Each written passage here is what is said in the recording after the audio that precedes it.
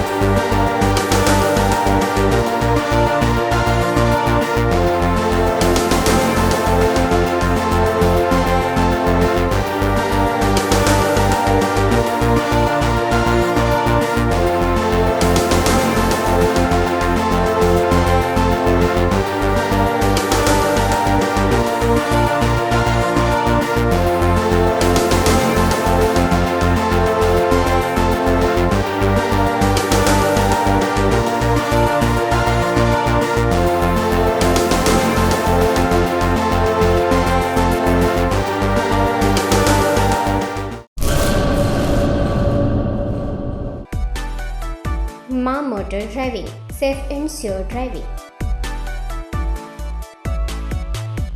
Driving એ શોખ સાથે આપની મોટી જવાબદારી પણ છે।